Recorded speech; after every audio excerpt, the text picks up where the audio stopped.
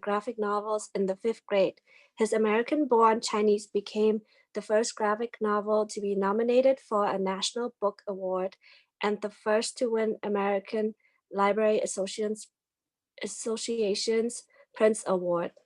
His other comics include Dark Horse Comics' continuation of the popular Nickelodeon cartoon Avatar: The Last Airbender, and DC Comics' Superman. In January 2016, the Library of Congress, Every Child a Reader, and the Children's Book Council appointed Yang the National Ambassador for Young People's Literature. Theresa Yang has been involved in elementary literacy education since 1998 as a classroom teacher, a mentor, a development coordinator, a school librarian, and a literacy coach. 4 years ago, she founded the Young Authors Book Festival in San Jose, California, to honor and celebrate student voices in writing. Rosa Lee has almost 20 years of elementary teaching experience. She holds a master's degree in educational leadership. For the past 5 years, she has served as a literacy coach in Santa Cruz schools. Let's welcome our speakers. Thank you.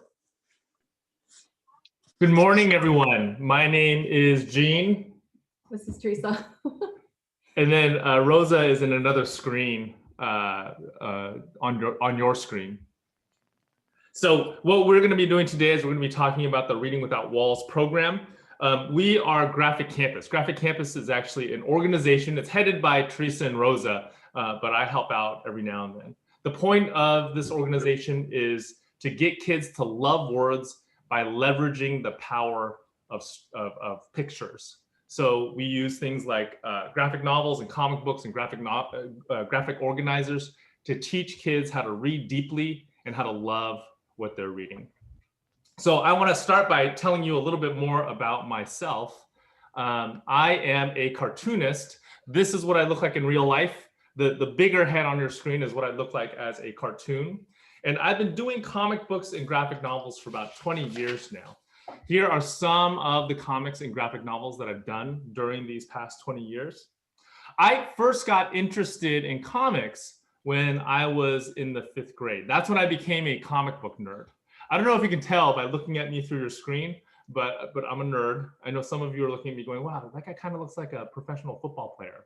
Not a professional football player, I'm a nerd. I think I was probably born a nerd, but in 5th grade, I definitely became a comic book nerd. I became a comic book nerd because of this issue of Superman. Back when I was a kid, I grew up in the 80s, every local bookstore had what was called a spinner rack sitting in the corner of the store. One night, my mom took me to our local bookstore and she bought this issue of Superman off of that spinner rack for me.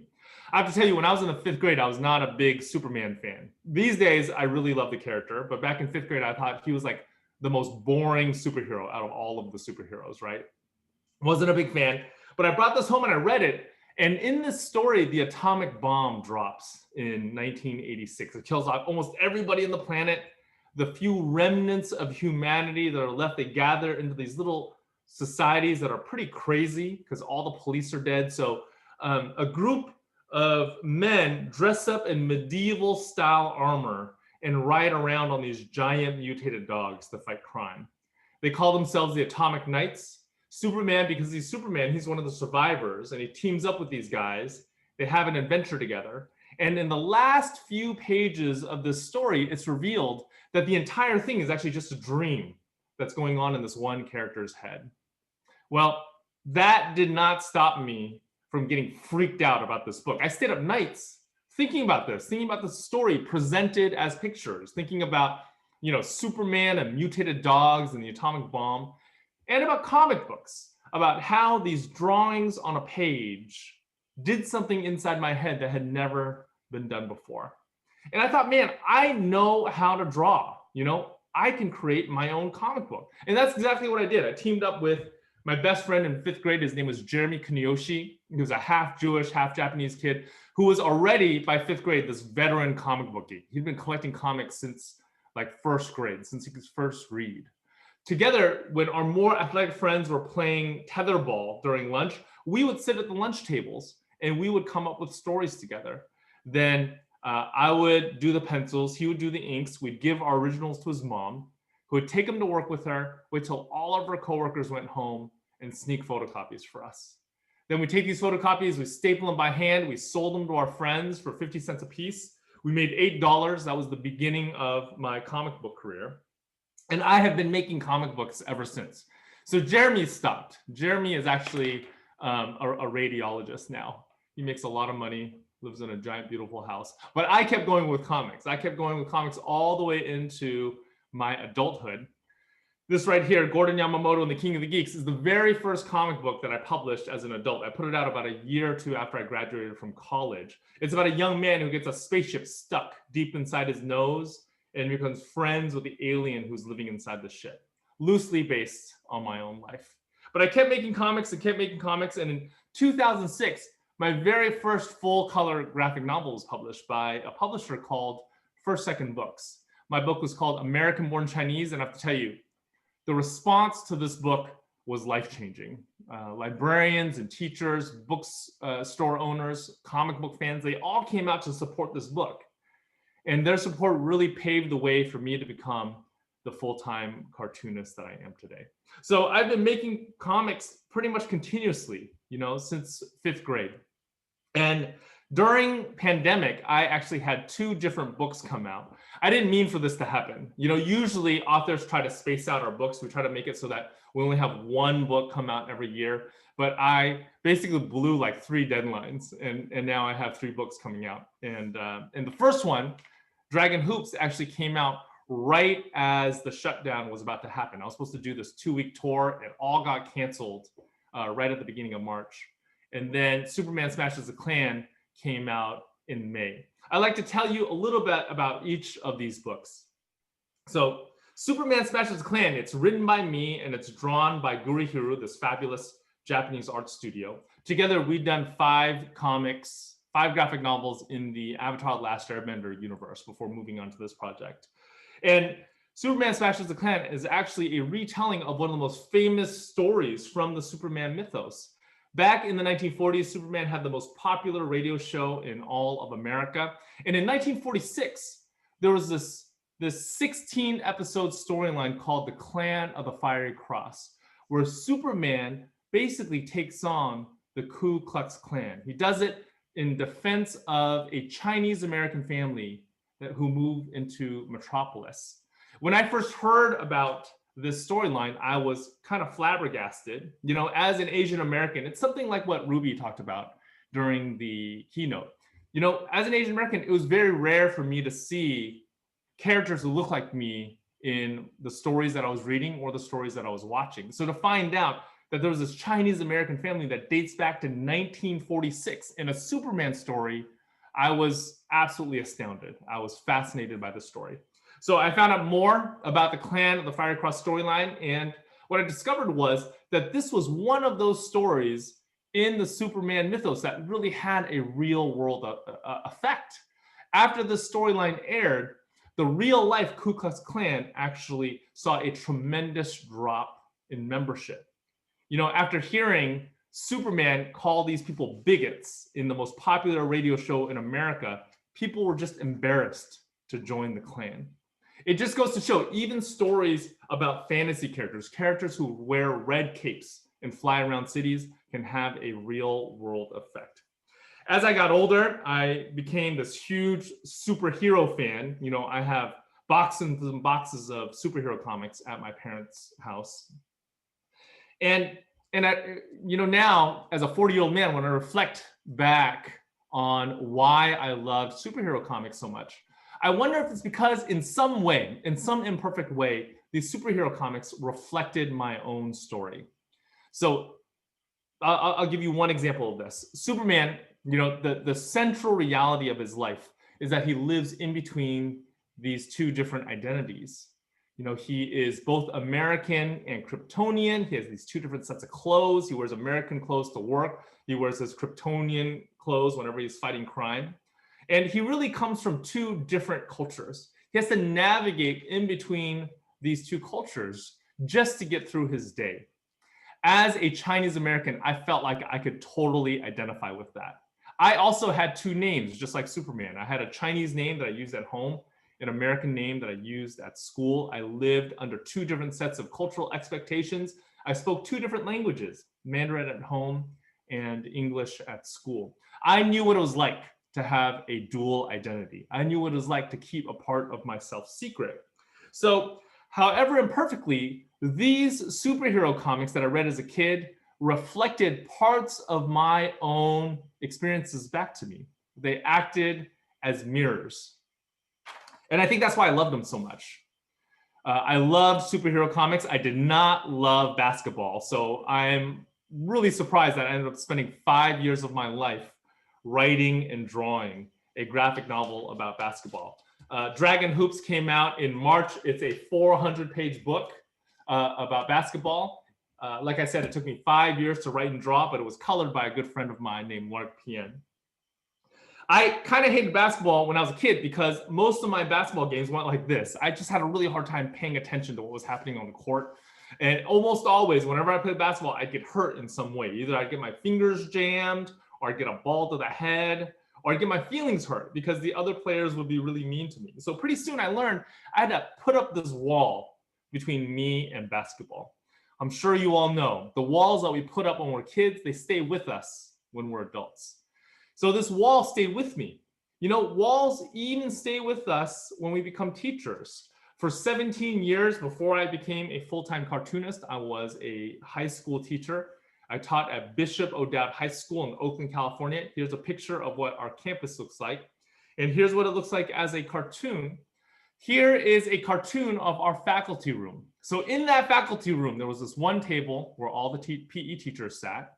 There was another table where all of the drama teachers sat, and there was another table where all the nerdy teachers sat. So I, of course, sat with the nerdy teachers. Now, to be fair, there were some teachers that would go from one table to the next, but most of us, we stayed where we were most comfortable. We stayed inside of our walls. Every now and then, though, something happens to push us outside of our walls, and for me, books played a key role. As a Chinese American, I love reading about Chinese American history. So one day I found this book about Chinese American history called Outside the Paint. It's about the basketball scene in San Francisco Chinatown during the 1940s. It's written by an author named Kathleen Yep, who is actually the niece of Lawrence Yep, a legendary young people's author. Outside the Paint it's a nonfiction book that captures voices from the 1940s, all about basketball culture in Chinatown. This book was fast-paced. It taught me something about Chinese American history that I knew nothing about. It was about something that was definitely inside of my walls. It was about Chinese American history, but it was also about basketball, this thing that I had actively avoided all of my life. I enjoyed this book so much that I read more books about basketball. I read Slam Dunk, which is one of those popular manga series on the planet about a Japanese high school basketball team. I read Matt De La Pena's Ball Don't Lie. Matt De La Pena is the winner of the Newbery Award, not for this book, but this book is great as well. It's all about the intersection between sports and culture. And I also read The Crossover, a Newbery Award-winning book and verse by Kwame Alexander. All of these books acted as a window for me. They showed me a glimpse of this culture that I knew nothing about, the culture of sports and the culture of basketball. After reading these books, I had all these like newbie beginner basketball questions. I needed to find somebody to ask these questions to. So I found this guy right here. His name is Lou Ritchie. He is a PE teacher at Bishop O'Dowd High School. He's also the coach of the varsity men's team. Here's what he looks like in the Bishop O'Dowd yearbook. Here's what he looks like as a cartoon. Now, Lou and I, we'd been on the same campus for over a decade, but we weren't really friends because we sat at two different tables. But as I sat down with Lou, I slowly got to know him. You know, on the surface, Lou is an athlete and I'm a nerd. We're not really supposed to mix. But after talking to him, after he started answering all of these silly basketball, like newbie basketball questions for me, we did become friends. And he invited me out to go and watch his team play. So I went. I went first to one game and then to another and then to another. And eventually I found myself following Lue's team for an entire season. Over that season, I got to know Lue, I got to know his players, I got to know his assistant coaches, and I got to know the game of basketball. These days, I do consider myself a basketball fan, even though I'm not an expert. I'm really glad that expert and fan are two different things. When I'm watching a basketball game, there's still these times when all the action stops and I have no idea why. But at least I understand why people love basketball so much. I get its importance in the context of American history.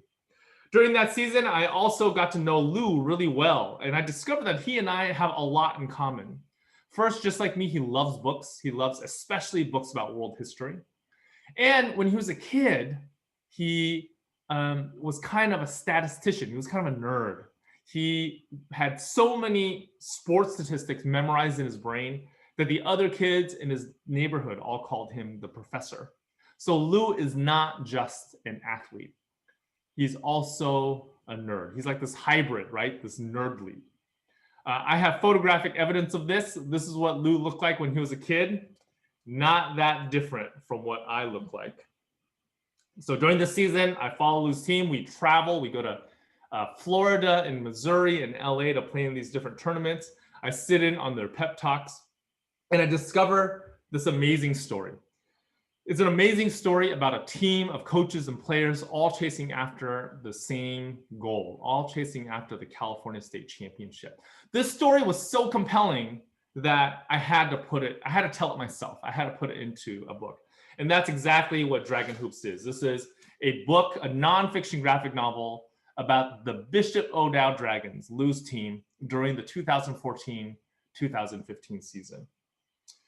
One of the moments that convinced me that I had to tell this story was when I sat down with Lue and he told me his story from when he was a teenager. You see, Lue is not just a teacher at Bishop O'Dowd. He is also an alum. He graduated in 1989. And when he was a junior, he was the backup point guard of that team. His team made it all the way to the California State Championship.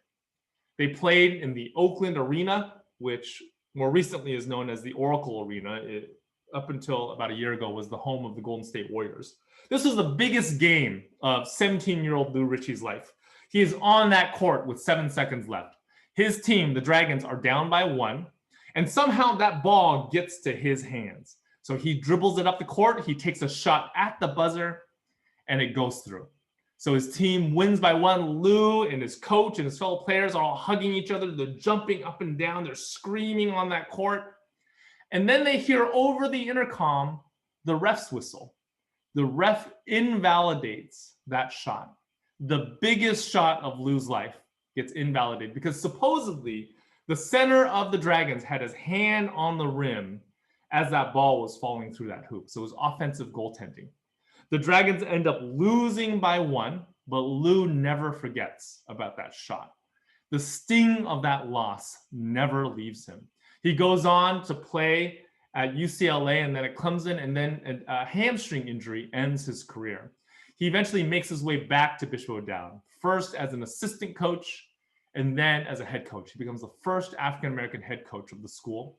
As an assistant coach and as a head coach, he leads 5 teams to the California State Championship. So he has these 5 chances to redeem this old hurt from when he was a teenager. He loses all 5 times. One of the reasons I was so fascinated by this season, the 2014-2015 season, is because Lue had these 2 kids on his team. This is Ivan Rabb and Paris Austin. Here's what they look like in real life. Here's what they look like in the book. Ivan is now playing professional basketball in New York. Paris just graduated from UC Berkeley, where he had a tremendous career, both academically and athletically. These 2 kids were the best kids, the best basketball players that had come through that school in a generation. So supposedly, the 2014-2015 season was Coach Lue Ritchie's best chance at finally redeeming that old hurt from when he was 17 years old. I wanted to find out if he could do it. I'm not going to tell you if he did because I want you to actually read the book, but that really is what Dragon Hoops is all about. So you see, reading those books about something that I knew nothing about. Reading those books about basketball led to me having a relationship, a friendship with Coach Lou Ritchie, which led to me following his team for a season, which led to me doing a book myself about a topic that I never thought I would write about, doing a book about basketball. Books acted as a window for me, and books can act as a window for you as well. They can be a window into other cultures, other ways of life, into the lives of people who, at least on the surface, seem very different from us. They can be a window into topics that you know nothing about, that you might even find intimidating, the way I found basketball intimidating. Books can even be windows into other kinds of books. Maybe you're somebody who only reads prose novels for fun, and you would not touch a comic book or graphic novel with a 10-foot pole. Or maybe you're the exact opposite. Maybe all you read for fun are comic books and graphic novels, and you've never actually made it through an entire prose novel with no pictures. Well, there is a growing category of books called hybrid books, which use both the graphic novel and the prose format to tell their story. And these books can act as windows from one publishing format into another. Up until this point, everything that we've been talking about has been a part of the We Need Diverse Books movement. You know, I really do believe we need diverse books. I hope that that has been apparent during this presentation. During this presentation, I've actually been drawing on the ideas of Dr. Rudine Sims Bishop. She is a professor of children's literature at The Ohio State University. And she is the one that came up with this idea of talking about books as windows and mirrors. I really believe every kid needs window books and mirror books. Mirror books reflect our own experiences back to us. They tell us that what we are going through is important. This is exactly what Ruby talked about with America in the Heart. Mirror books tell us that what we're going through is important, and by doing that, they teach us how to love ourselves.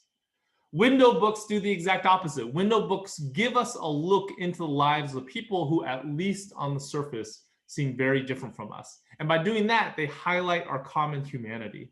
Window books teach us to love other people.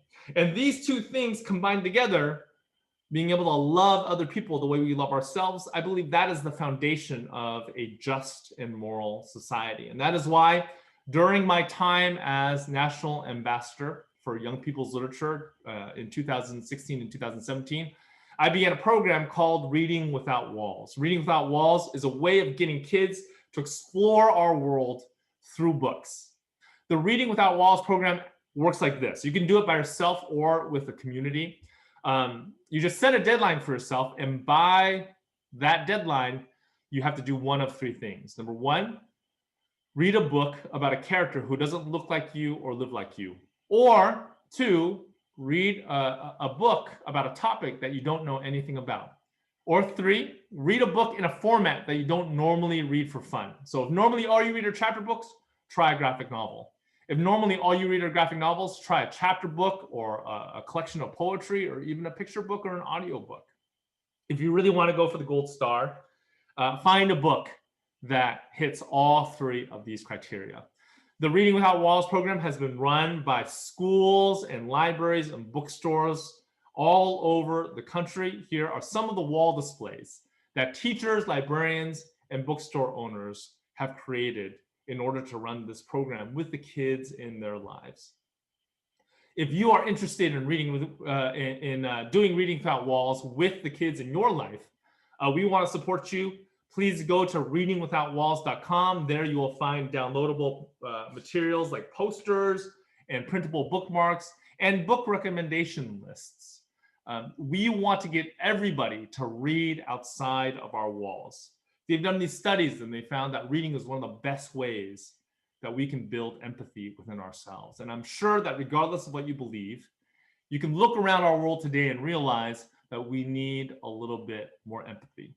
So let's get everybody to read without walls and see what happens, because I believe what's going to happen will be amazing. Thank you so much for your time. Thank you for being here. I'm going to turn it over to Theresa now. Oh, I'm sorry. Theresa and Rosa now. I'm a little biased towards Theresa because I'm married to her. Okay, let me bring up her presentation as well.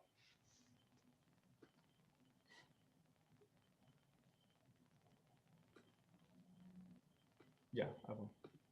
Okay, so I'm gonna screen share again. And then present. All right, there you go. Thank you, Jean. So we can encourage our students to read beyond their comfort zone. As a former classroom teacher and school librarian, I know that achieving that alone is a huge feat. However, teachers everywhere are now being called to do more, to go beyond even this task. We have an important vocation to shape hearts and minds, not just to impart knowledge. I don't know about you, but I grew up in an area and a time where race was just not talked about. And it's almost like racism didn't happen. And this is the wall that we will be tackling today. The Black Lives Matter movement has really opened my eyes to the walls that I have built around myself. But before we get into that, I want to emphasize that we're not here today as experts in any shape or form. Our organization, Graphic Campus, strives to support teachers in the area of literacy. And we've had teachers reach out recently for resources that are relevant to this topic. So we're hoping that we are going to provide you today with some ready-to-use resources for your classroom. So let's begin with our essential questions that'll guide our discussion. Number one, what are some of the walls that we have built around ourselves? What do readers get by reading an author's life experience that is different from their own? And finally, how can literature serve as a vehicle for social change? So one wall I created as a teacher is the wall I labeled as not wanting to tackle racism when I was teaching in my classroom. I experienced racism growing up, but never told my teachers about it. And I grew up with teachers that never talked about racism whenever it came up. So I also handled ask questions and problems by asking whether you were a kind person, because it was a lot easier to talk about kindness than it was to talk about racism. And I was able to skirt around all discussions about racism until January, when we celebrated MLK Day.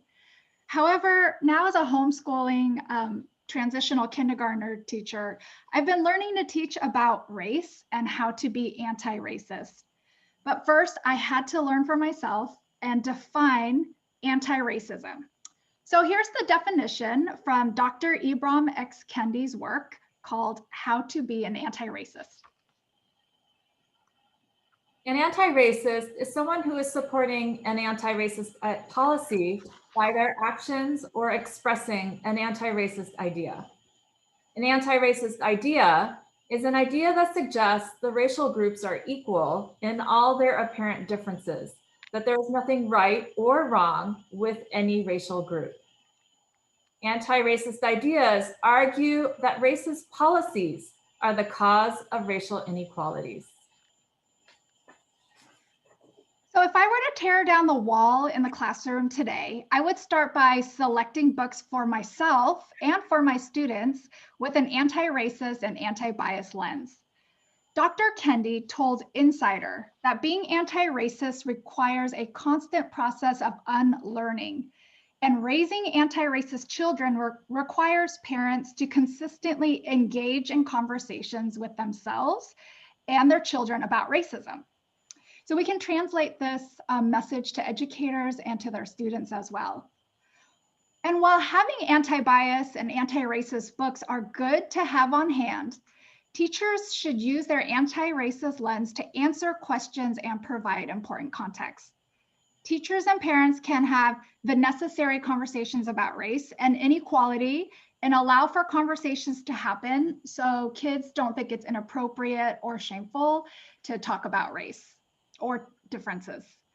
And books and their discussions are a really great way to confront racism and inequality, especially if the kids are not bringing it up themselves or teachable moments are not as obvious.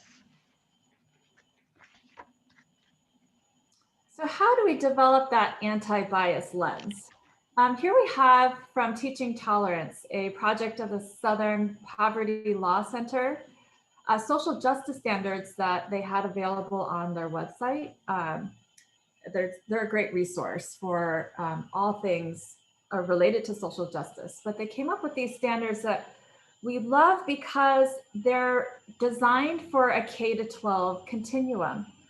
They've clearly outlined outcomes for every grade level, and they group them by grade level, so K-2, 3-5, 6-8, and high school. And they can be really used as a roadmap when you're designing your own curriculum for social justice. They've organized these standards into domains. The first one being identity, and answering questions like, who am I? And how can I be proud of my own culture and background, and not putting anyone else down? Number 2, diversity, answering questions like, how are we different? And how do our differences help us to connect with other people? Number 3 is justice. Where do we see unfairness at the micro and macro levels? And number 4, action. How can we stand up to racism? So we're going to take a look at these domains with a book together called A Kid's Book About Racism. And then we'll think about mentor texts for each domain. This is a book by Jelani Memory, and he narrates it himself.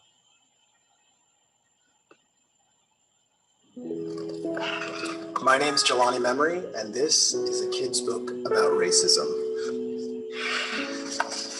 This is a book about racism, for reals, and yes, it really is for kids. It's a good book to read with a grown-up, because you'll have lots to talk about afterward. Just you, keep reading. The book won't bite. Now to introduce myself. My name is Jelani. My skin color looks like this. If you're colorblind, this is the color brown. Because my dad is black and my mom is white, which makes me mixed. Or African American, biracial, black, or a person of color. I'm proud of who I am and the color of my skin, but because of my skin color, people aren't always nice to me. Sometimes I get called names. Other times, it's worse. The person doing it might not even realize that it hurts me a lot. And when they treat me that way, it makes me feel small. You see, some people believe that having different color skin means you aren't as good as others. That's called racism. What is racism? Racism means to hate someone, exclude them, or treat them badly because of their race or the color of their skin. And it happens all the time. Not just in big ways, but sometimes it shows up in small ways, ways that are almost invisible. Like a look, a comment, a question, a thought, a joke, a word, or a belief. Racism is one of the worst kinds of mean someone can be, because racism thinks being different is bad. But being different is actually good. Like really Almost there, I promise. Really, really, really, really, really, really good. 1000% good. Because being different means we have so much more to offer each other. Things like help, ideas, strength, skills, creativity, life, patience, respect, community, love, knowledge, experience, perspective, insight, diversity, wisdom, empathy, and originality. That whole being different thing, it makes us better, much better. So if you see someone being treated badly, made fun of, excluded from playing, or looked down on because of their skin color, call it racism.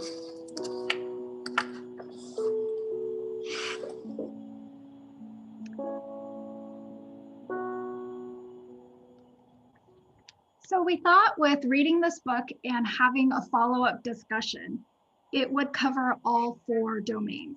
So in identity, this book helps students to develop a positive and multiple identities to create a unique individual. Diversity. This book allows students to express comfort with people who are both similar and different from them and value differences and engage respectfully. And justice. This book identifies the harmful impact of bias and implicit racism. And action.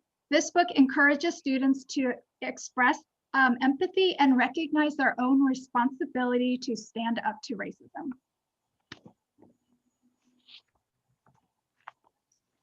So while you have seen a lot of lists out there for anti-racist books, we wanted to offer some mentor texts within this anti-bias framework given to us by Teaching Tolerance. While we go through each domain, we would love for any other suggestions that you have for each of these domains, and you can leave those in our chat room. The first domain being identity and answering the question, who am I, are these 3 books. The first one is really for our youngest readers, called The Skin You Live In by Michael Tyler. And it celebrates all the different skin colors and encourages kids to really be proud of their own. The second book, called Ghost by Jason Reynolds, is geared towards the 3rd through 5th grade reading levels. And it tells the tale of a boy who is running track and saves himself as a victim of violence. The third book, American Born Chinese by our previous speaker, Luen Yang, tells 3 intertwined narratives of the Asian American experience. The first being a Asian American boy growing up in suburbia. The second one is The Monkey King. And the third is the epitome of all the negative Asian American stereotypes. So for the domain of diversity, we hope to answer the question, how are we different, with these titles, and develop respectful ways to discuss differences and similarities with others, and think about how diversity affects relationships with others in their class or in their community. So in the first title, in Teacher Dragon About Diversity by Steve Herman, the kids teach the dragon to value and celebrate differences in appearances, abilities, and beliefs. In the second book, in Jacqueline Woodson's Harbor Me, a diverse group of 6 middle grade students meet weekly, sharing their personal stories. And we thought that was a good one for the middle school students. And then Inside Out and Back Again by Teng-Ha Lai is a free verse poem that tells the tale of a Vietnamese family fleeing South Vietnam and then landing in Alabama. This book can be read in the middle grades, but still makes for great discussions in the high school years. In the domain justice, we're looking at questions like who has power and privilege and who doesn't. These 3 books help us to understand the difference between personal stereotypes and systemic discrimination, and explores how privilege impacts discrimination and justice. So the first book, Each Kindness by Jacqueline Woodson, is really written for the younger grades, but I've read it all the way through junior high kids. Tells about how opportunities to right a wrong will not last forever, so they can be lost. Number two, the second book, All American Boys, is written by two authors, Jason Reynolds and Brendan Kiley. A powerful book with two perspectives, one of a Black boy wrongfully accused of stealing and then endures a violent act of police brutality and ends up in the hospital. The second perspective is of a white boy, and it's written by Brendan Kiley, of the white boy who witnesses that act of police brutality and then finds out that the cop is actually his best friend's older brother. And so this book follows both boys' transformations. The third book, Stamped, is also written by two authors, Jason Reynolds and Ibram Kendi, and it reads like a narrative of US history, the history of racism. And then it ends with a call to action, not only to activism, but to really have an anti-racist lens to look at history, to relook at history. For the domain of action, we hope to answer how can we challenge injustice? And so these books attempt to understand the action standards and how they can be used to move students from reducing prejudice to collective action. So the first younger learners can read the book Swimmy. It's perfect for grades K through 2. And it shows how a fish named Swimmy shows his ocean friends that by working together, they can overcome a bully. In Malala's Magic Pencil, it is written by Malala Yousafzai. She is a young activist from Pakistan, and she writes this children's book. After a violent attempt on her life, she survives and uses her writing to spread awareness of the dire need for girls to go to schools and to build more schools. And then Marley Dias Gets It Done, and so can you. Marley Dias is the author, and she is also currently a 15-year-old, a young activist who founded 1000 Black Girl Books. And she started in middle school where she was collecting titles that had African Americans as the protagonists, and she felt like there wasn't enough. And so she made a call out to everyone and started collecting, and she got to 1,000 books. And now she's counting upwards of 9,000 books that she collected. And she made this Keep It Real guide, and she explores activism, social justice, volunteerism, equity and inclusion, and using social media for good, and strategies for how to get it done in this area of activism. So this book is perfect for use middle school as well as can be used in high school. So we wanted to just give a quick possible lesson plan that you could use in the topic of activism, with the essential question of how can I take a stand to right a wrong in my school or community? And so we have 3 different reading materials that you could use in the various different grade levels. And after reading that, you can follow it up with a possible discussion question of what kind of exclusion, prejudice, or injustice did the main character recognize and stand up to? What action against bias and injustice was carried out? And then you could have a follow-up activity or call to action and ask this question: what kinds of exclusion, prejudice, or injustice do you see around you? And what can you do to take action and stand up against the bias and injustice you see today? And now make a plan. So here we have 3 links. We have one teacher, one class who made a plan, and this is what it looked like in his class. This teacher's name is Brett Turner, and he teaches first graders at Head Roy School in Oakland. He uses very complicated and serious social topics like homelessness to discuss bias and prejudice and injustice. He spends the whole year discussing how power and privilege are rooted in all aspects of society. This article highlights some challenges he faces when teaching these topics. And then this article ends with resources for both teachers and for parents as well. The second link, so the first link is about one teacher, one class, and then we have a whole grade level. And this link is a second grade class in Washington, D.C., and they learn about activism, and you can follow their week's path the students took to use reading and writing to learn of others' voices and then bringing out their own.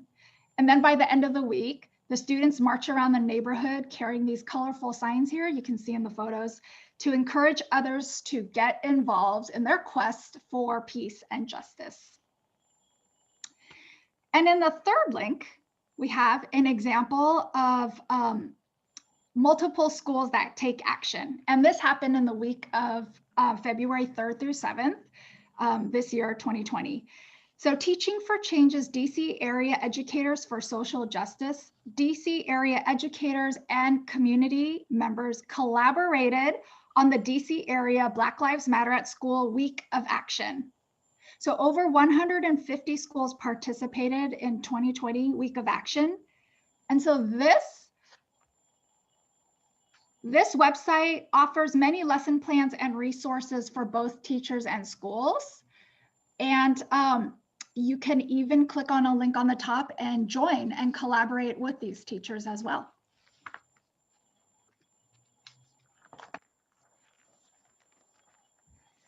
So we also wanted to offer some resources for you as the teacher. Because teaching is a political act and teachers are important bridge builders, these are books that are intended to help you be a bridge. The first book is called The Essential Conversation, What Parents and Teachers Can Learn from Each Other. And in this book, Sarah Lawrence Lightfoot talks about the need for teachers to break down that wall that separates the school from the home. And there's some great tips and examples of how we can do that, starting with the Parent-Teacher Conference. The second book, I Was Told to Come Alone, My Journey Behind the Lines of Jihad, is written by a Muslim journalist. Her name is Suad McKennett, and she talks about the wall that separates the Western world and Muslims. And she goes around the world interviewing terrorists and has found that this wall is what creates Muslim terrorists. Carla Cornejo Villavicencio helps to build bridges with the undocumented Americans from various US cities. And in How to Be an Anti-Racist and in White Fragility, they are books that build bridges within ourselves by first unlearning from our racist upbringing and then becoming an anti-racist ourselves. And here we have, we wanted to show you other ready-to-use lesson plans. The first one is from Teach Resistance. They have lesson plans for grades K through 5, and here's one that is a lesson plan using the book One by Catherine Otoshi. And in the second link, we have lesson plans from the NewYorkTimes.com, K through 12. This is a great place to find current events because you can find news articles and videos, and they're great for all K through 12.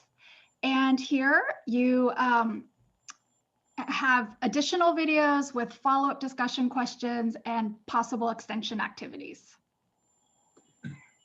And in the third link from Tolerance, this is where we received, where we got the social justice standards and domains. And again, K through 12 lesson plans that ready to use, ready to go with great vocabulary and discussions and follow-up activities.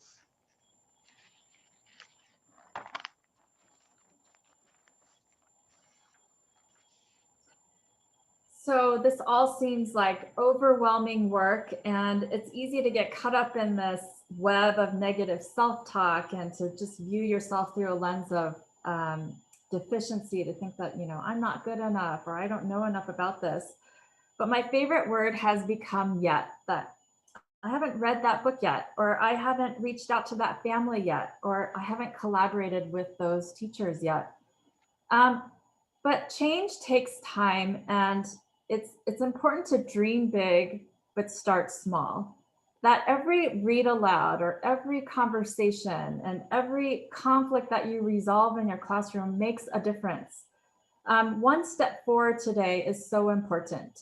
Don't wait till tomorrow. Take little steps starting today. That we really can't afford not to talk about race anymore, because our lives and our children's lives depend on it. So when I say to take small steps, the first thing that we can do is to really know yourself and to take care of yourself. And what that means is to develop your own growth mindset, to be aware of your own walls and your privilege, and to read beyond your walls. And after that is to model. That our kids watch us do everything in our classroom, at home. It's important for you to venture beyond your walls in your conversations, in your friendships, at school, your relationships, even your purchasing and your seating choices in your own classroom. To break down those walls between family and school, just like we talked about with the book Essential Conversations. And then finally, to resolve conflicts with an anti-bias lens. This may be a little bit harder while you're, zooming out of your classroom, but it's still possible to have those conversations using books as your mentors. So we circle back to our essential questions. And we thought we have 1 minute left, but will you take some time to share with us any thoughts or takeaways from the presentation today? What are some walls we have built around ourselves? Do you have any authors or books you think would work to build bridges and or possibly become a vehicle for social change? If you have some ideas, if you could put it in the chat, that would be great.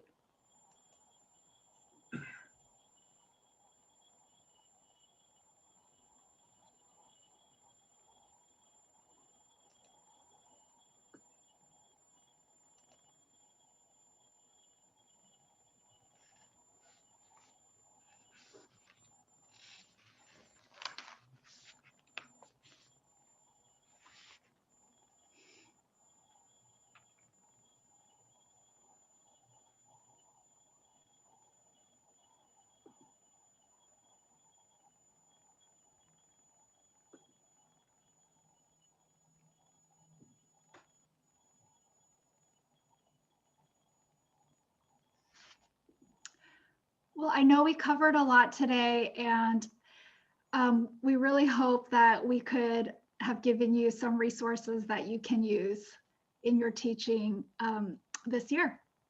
So good luck to everyone, and thank you so much for coming to our presentation today.